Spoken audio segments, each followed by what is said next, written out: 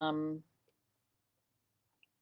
Today we're going to talk about how to psych our kids up and ourselves for this online learning after what many people reported was the trauma of the spring emergency for them, and how we can deal with Zoom fatigue and Zoom refusal, trouble paying attention, and other issues. So I'm going to start with some comments and questions, as I always do, and I encourage you, if you want to submit your questions. I know that Annie can definitely see them. I, however, for some reason cannot. That may change. I hope it does. There is a chat. Wait, hold on. There's a chat underneath my picture. Let me see. Nope, I don't see that. So I can see what the new message is. No. Okay, I'm going to just move on. Hi. So someone writes in, it would help to know how ADHD kids fare with online schools. Not the traditional homeschool where I am the teacher, but actual online school. Is the ADHD child or teen successful? What should parents look for in deciding on an online school for ADHD kids? Well, this is a great question. And I think that, we just like with anything, we can't really generalize. Um, we can't necessarily generalize answers to these kinds of questions because every child is different and every child fares differently. Um, Actual online school is, in general, in my opinion, very challenging for kids with ADHD. And it's challenging for them for a number of reasons. One, um, you're in one place, one stationary place for a period of time. So that's boring right away. When you go to school, you move around the classroom, you move, if you're a high school student or middle school, from class to class. Kids don't have that right now, and so they're stationary, and that initially is a problem. Secondly, because it's not a live interaction in-person class, kids are missing what other people are saying to them, and that's also a problem for them because they're not able to get cues from their peers about how to behave, when to pay attention, when is okay to exhale, and those kinds of interpersonal cues are really important for helping kids with ADHD modulate their behavior and their reactions. So that's a second challenge. And the third challenge, of course, is that when kids with ADHD are learning only online, they're not usually receiving the one-to-one help that it support or help that's assisted them in being more successful in school. And so all of these things make online school more challenging. Not to mention that when you're online school, there is a certain, as we all know from spending a lot of time on our computers recently, there's a kind of deadening effect. And then you finish being online, and what do kids want to do? They want to game or surf the internet or watch YouTube videos to relax. And so it's more online. So an additional challenge is, how do we create balance in our lives for kids with ADHD? When you're deciding if you're picking an online school or you're switching schools, one of the things that I think is really important to look for is, how well does this school engage students who are learning um, in this virtual manner? Do they use breakout rooms? Do they use polls? Is it a group of 25 students, or is it a smaller group of 10 to 13 students where kids could actually have a conversation? This is very important because we want to increase the ways that kids can engage with teachers and the material. And the ways that the school is facilitating that would be very useful. So I have my phone on right here for Annie to text me questions. And again, I'm deeply sorry. I don't know why this has occurred. And I know that Annie and I will be working hard to figure it out. So how can we talk to kids about the COVID-19 virus and the attitudes of adults and the political impact? Managing emotions if they're at home or school. So this is a question from a parent. So I think that the important way of talking about the COVID-19 virus is honestly, with information that's age appropriate. what is going on? How are we going to take care of ourselves? How can we be safe and yet still engaged in our lives? These are the kinds of conversations to have. We want to show kids, what 6 feet looks like. We want to talk about comments that they can have when they're around kids who don't have their masks on or they feel unsafe. What are their responses and what are their outs? And we want to prepare our children that some of their teachers, some of their peers may not have the same values or understanding of COVID that we do. And that doesn't mean that we're right and they're wrong, although sometimes it could mean that. But what we want to do is teach, instead of getting into a fight with someone else about what is right and wrong, this is what's right for me. This is what I need to feel safe and comfortable, and to help kids with phrases that they can use in the moment, because particularly for kids with ADHD, they have trouble holding on to what they want to say. And so they have trouble recalling something that they want to say. And so in the moment they blurt something else out. So we want to come up with one or two phrases that they can say. In terms of the political impact of the coronavirus, again, this is a family issue. And I encourage you to come up with, to have a family conversation about it. Kids have ideas, kids are very aware of what's going on, and it's hard for them. So I'm getting a question from Annie, which says, okay, I have an 8-year-old son who is ADHD and also 2E, extremely gifted with numbers. He has been making a lot of progress with his impulsive behaviors over the past year. However, during this pandemic isolation, along with the arrival of a new baby sister in the house, congratulations, he has gotten off track. It's like we're back to square one, doing homework with the loud noises, burping, chewing erasers, and falling off his chair. I try to calmly encourage and redirect him with incentives, but eventually it always ends up in an angry, destructive meltdown when I get fed up with the behaviors. Now school is about to start back, and I am really worried about how he will tackle his third-grade classroom with all of his progress seemingly out the window. Well, this is a great question. So first of all, when a new sibling arrives in a household, particularly for someone who's 8 and lived for 8 years without a sibling, there's a big adjustment. And part of what your son is showing you is that he's already a little maxed out with adjusting for COVID, and now he's adjusting to the sister. So we want to be compassionate with him and understand that his coping skills and his resources may be more taxed than they were when he was when actually attending school in person. I would imagine that your son wasn't super happy with how things went in the spring either.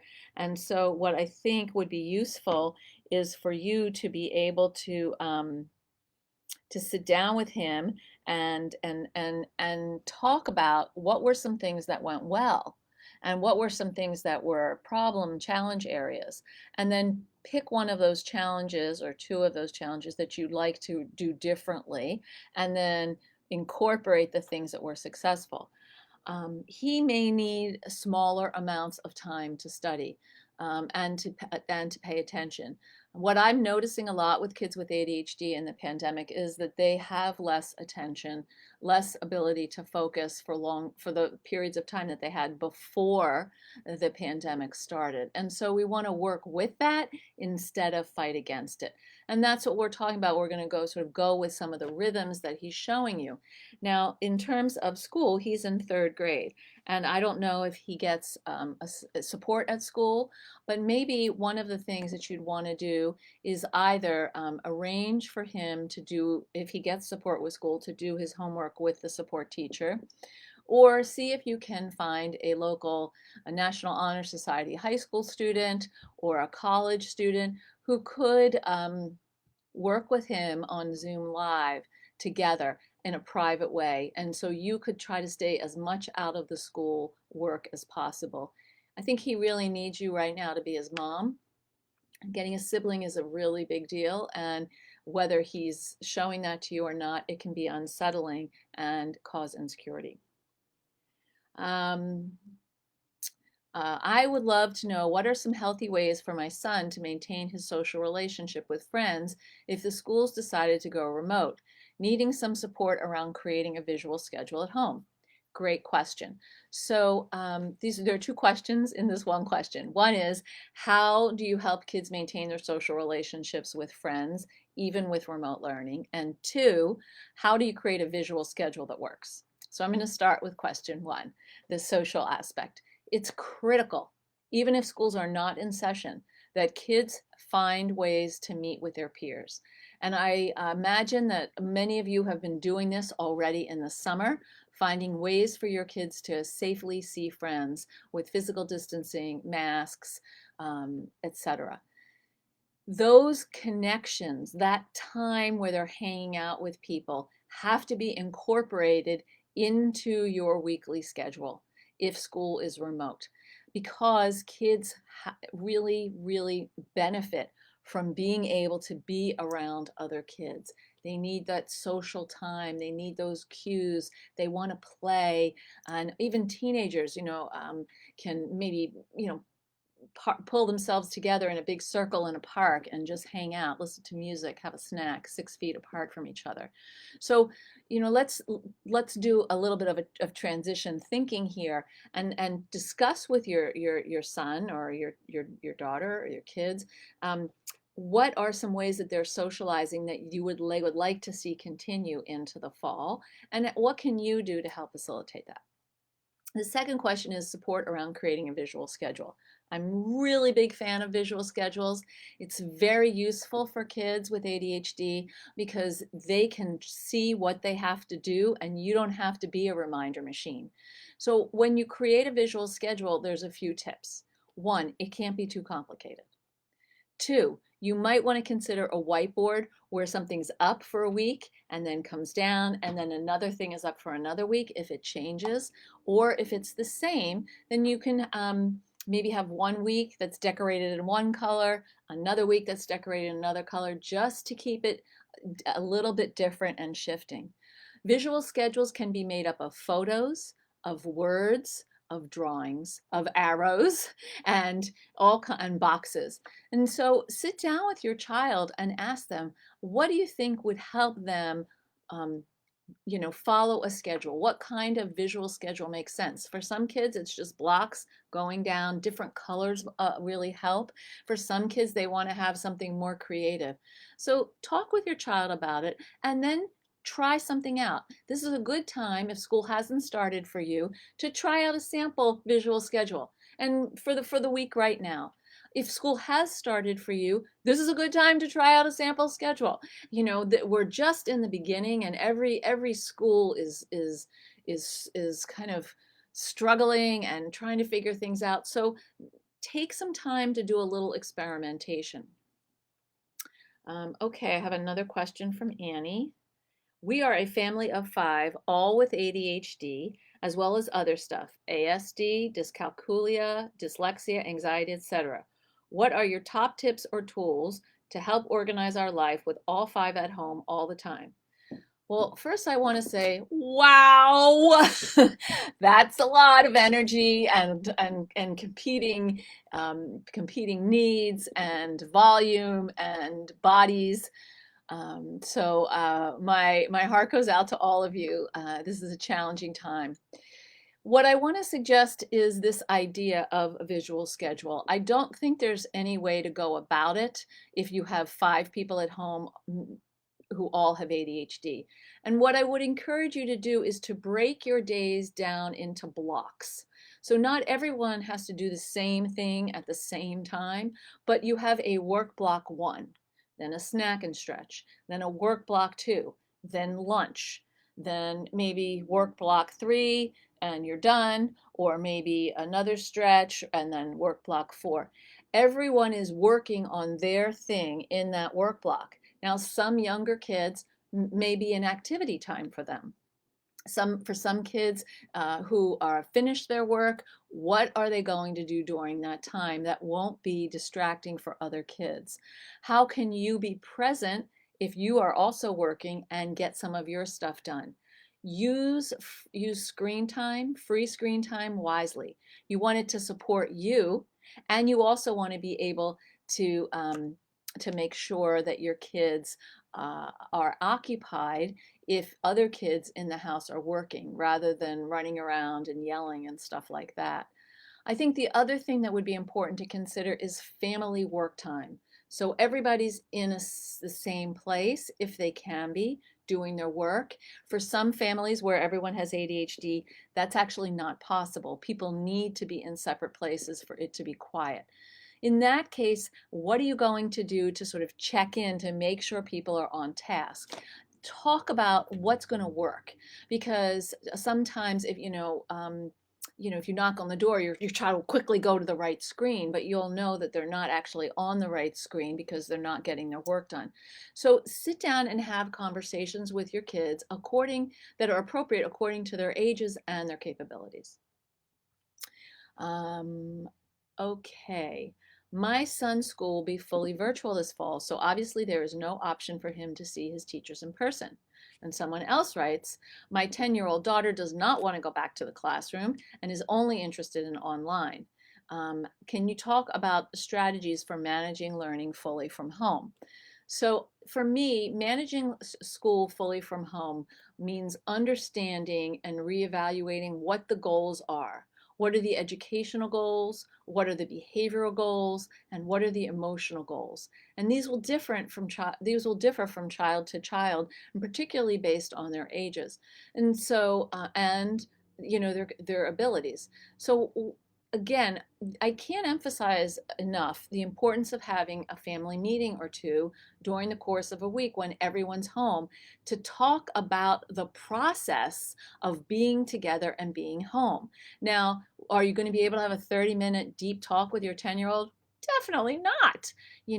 What you can do is meet for 10 minutes and, talk about how the plan is working or what isn't working or what you're noticing could be different. Ask her for some of her observations first. It's always important when you have these meetings to ask your kids for their input first. That engages them in the process and they have buy-in.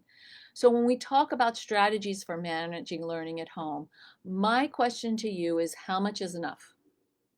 Because different people have different goals for their kids. And, it might be valuable to shift some of your goals according to what's realistic with online learning based on our experiences in the spring. And this doesn't mean you're going to, make the content, less engaging. What it actually means is you might need to set limits on the amount of time kids are actually attending school, and what are the alternative activities for a brain break from the screen. We have a few more questions from Annie. My 6-year-old will start a new elementary school on August 24th, and it will be remote for the rest of 2020. How do we help him feel integrated when he doesn't know his teachers or his new classmates? Well, that's an excellent question and a tough one. And honestly, I feel like some of this is something that the school district should be providing for you. So for me, I think what would help a 6-year-old is any of the following. A distance, maybe visit with a teacher or two. If you could put your mask on, have your child put their mask on, and maybe there's another child or two in the class and meet in a park, that would be great. Is there a way that you can sit at the playground at school and let him, safely see his teacher? If not, can you arrange a Zoom call where he is alone with the teacher and gets to talk to her, and then ask the teacher how can he connect with some of the other kids in the classroom. I don't think you need to solve this by yourself, but rather ask the people who are supposed to be educating your child. How do you discipline a 10-year-old ADHD child when he is out of line? I could use a little bit more information for that question, please, because I would like to know what out of line is. Is he yelling? Is he hitting? In general, so if I can get a little more specifics, I'll come back to that. My 11-year-old son with inattentive ADHD is an introvert or socially anxious, is living with his best digital social life in quarantine. Because of his lack of social skills, and gaming minimal and gaming social interactions are a comfort zone for him. How do we weigh the social aspect of the gaming social media obsession, moderating time spent knowing that this is his main social interaction? So your son is not alone. I've heard this from many other parents. Um, and I do think that being able to game with other kids is an important form of social interaction, but it cannot be the only form of interaction, which is why the American Academy of Pediatrics suggested that kids go back to school several months ago. How can you help him have a safe in-person get together with some of the kids that he games with? Can you meet this child and get ice cream and sit outside safely? Can he go for a bike ride? Part of the issue, although he's a social introvert, might be if you could also do something with a parent of one of these kids, so it's a family event, that takes some of the pressure off him for, sort of furthering all of the social contact. Um, I think there has to be balance between his gaming obsession and moderating time, blah, blah, blah, between his gaming obsession and moderating how much time he's online with modulating how much time he's online with some in-person contact. That in-person contact is important, and we can do it safely now while the weather's good. So I would encourage you to get some of that rolling, to work on developing that skill. Okay. My 14-year-old son doesn't want to hang out with his friends during remote learning, even though I offered to plan for him. He has shut down since school went remote. How can I help him? I'm worried for him, but don't know what to do to help.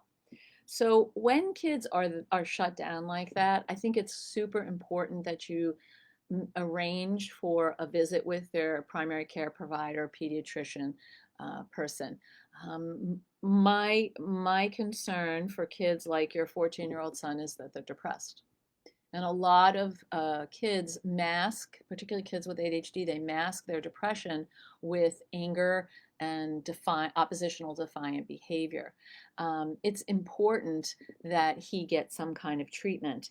And while he, and he may be open to talking to someone who's at the pediatric practice or the family practice, maybe they have a counselor there, or he might be willing to consider some medication, but you need to sort of know what your options are and have someone evaluate him for being depressed. So I would encourage you to take him to the doctor.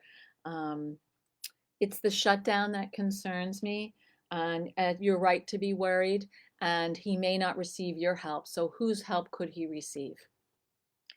Another question. My 9-year-old hates to have the video on while he's online.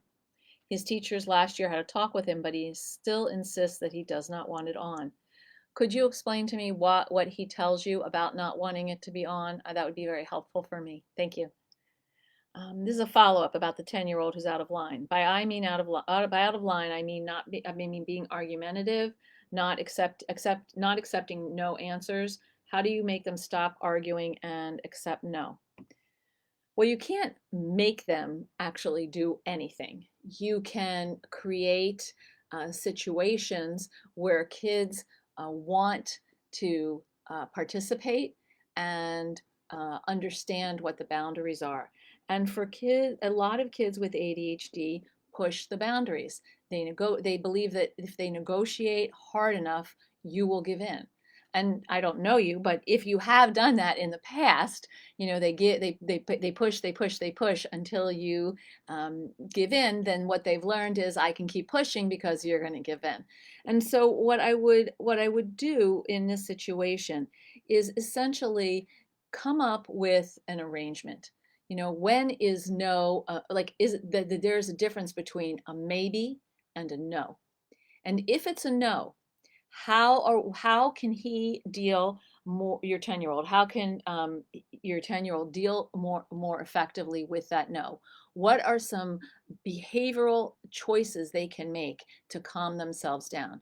Because usually what happens is they just keep coming at you, and then things go down into the, down the toilet. So what you want to suggest to him is that that there's a yes, there's a maybe, and there's a no. And what are the parameters around the maybe and the no? Maybe might be come back in 3 hours and I'll talk to you about it. No might be it's no. Check your list for something that we're not negotiating this today. The conversation is over. So he can accept that, or he can continue to push you. What is the consequence for that? So if kids are earning their privileges like screen time by cooperating, by not yelling at you, by, you say no, he argues a little bit and you say that's my final answer, and he accepts that, then he can earn something he wants. But if you say no and he keeps pushing and you say that's my final answer, and he starts screaming at you about what a terrible mother you are, then he may not earn that privilege. So we want to connect the behaviors that we're trying to create to the privileges. It's what I call the have tos before the want tos. Hold on one second. Okay. Follow up.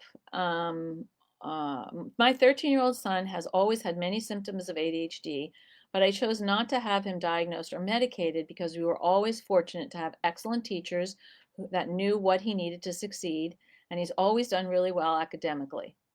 Fantastic. But is always exhausted after school, and homework is usually problematic, just as he is just done.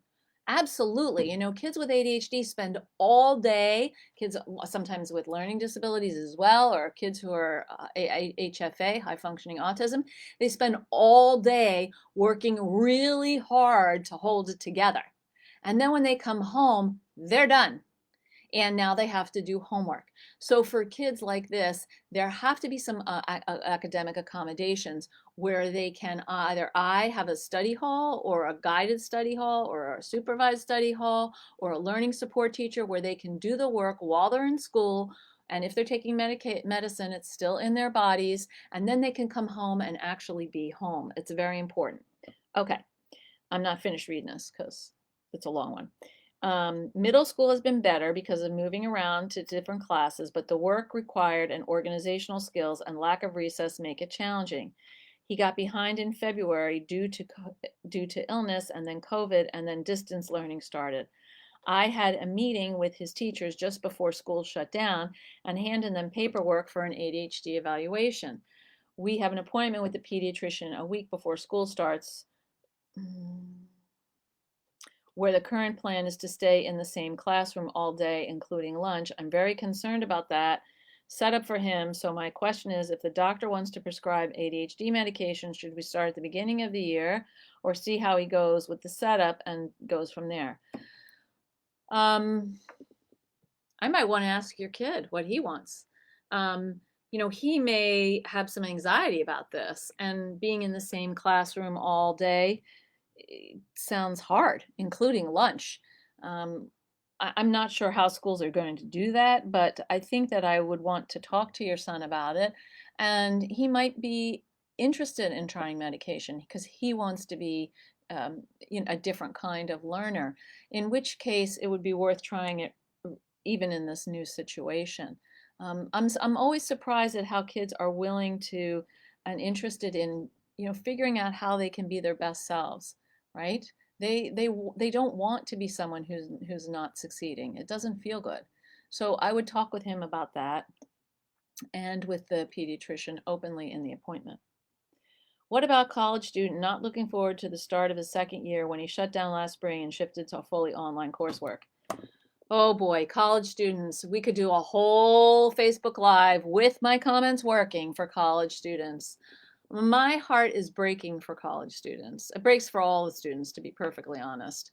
But particularly for kids who've left home, figured out how to be on their own, and now are back under their parents' wing and sometimes feel,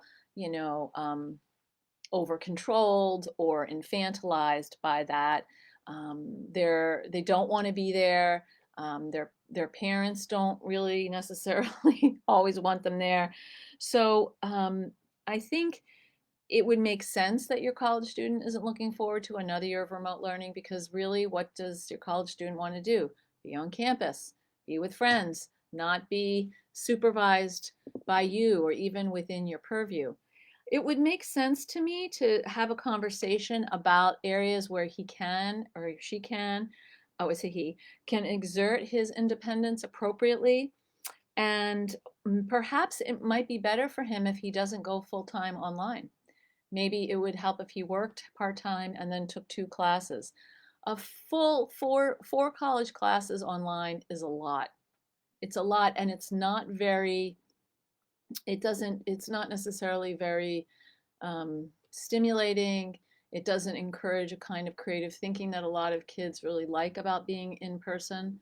And so perhaps cutting the course load down would help.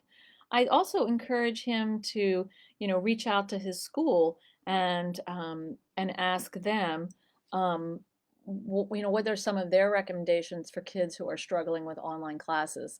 Colleges always have a very good and complete counseling center, and he has a dean that's assigned to his class, also someone who could be a resource.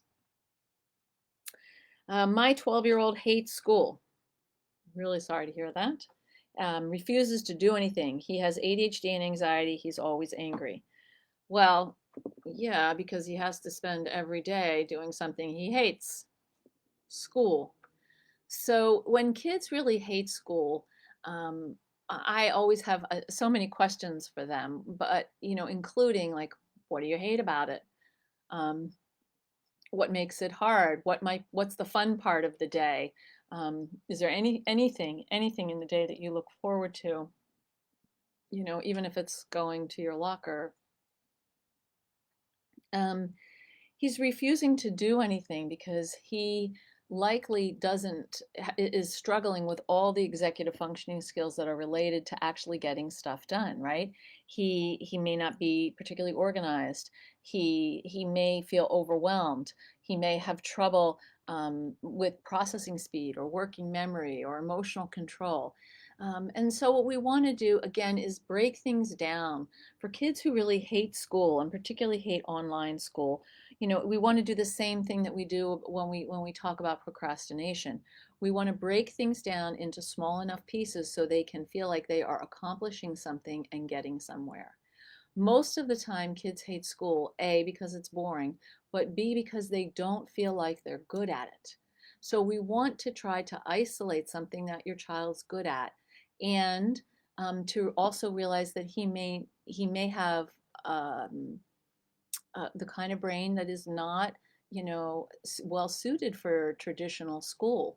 Is there an alternative? Is there a charter school? Is there some other option for him where he would be able to express some of his other talents more readily?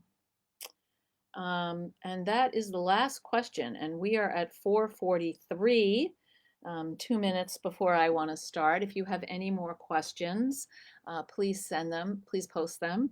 I'm very sorry for the technological problem. I think after this Facebook Live is over, Annie and I are going to spend a few minutes online trying to test out why this happened so it doesn't happen again. I really want to encourage you to go to the fabulous resources that attitudemag.com has. You can find all kinds of things related to almost every topic we talked about today. And please check out my website and follow me on Facebook. I am constantly posting articles about that aren't necessarily my own, but topics that interest me that I think are relevant to general parenting and parenting kids who are alternative learners. I will be back in 2 weeks and with everything working perfectly. Thank you so much for joining me. Oh, and here's my last question. My 9-year-old hates remote learning since the lockdown. He now seeks going back to school. He says that in-person school is fun, remote learning is bad. Well, I think most kids probably feel that way, except for kids who have a lot of social anxiety or might be HFA. Um, those kids, kids who have an overlap of ADHD and autism also um, can prefer the online learning because they don't have the stress of school. And I think that, um, for kids who hate remote learning and depending on your level of comfort, one of the things that I have suggested to some of my own clients is there a family or two with a child who learns like your child does or who's a friend? And could you meet in your backyard or in the park safely? Is there someone, again, a neighborhood kid, a college student, someone, a tutor who could work with them in real time, just maybe even once a week? It would make such a difference.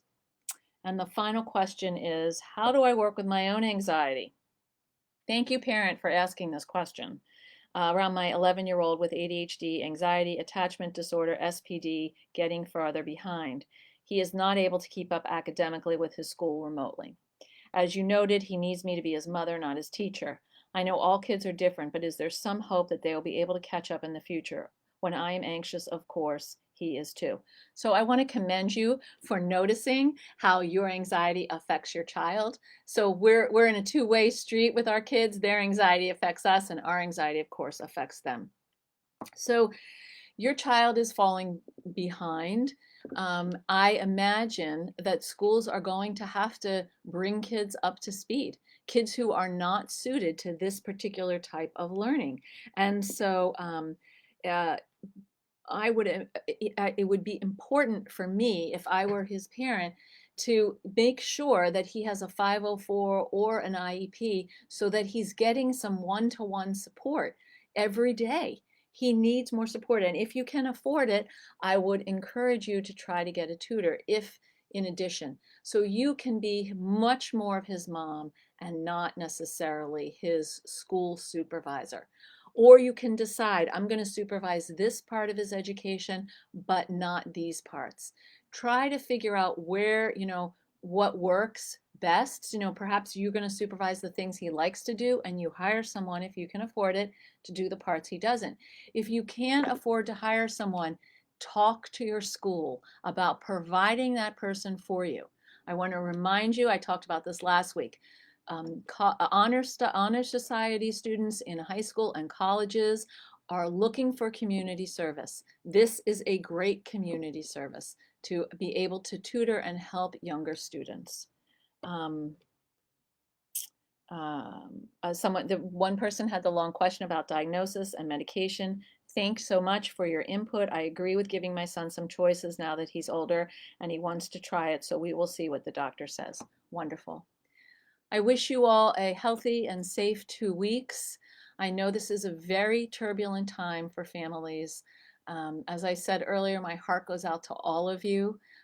Please continue to attend these live sessions. It's great having you and meeting you and listening to your questions. And tune in to all the offerings that attitudemag.com provides. Thank you so much, and I'll see you in 2 weeks.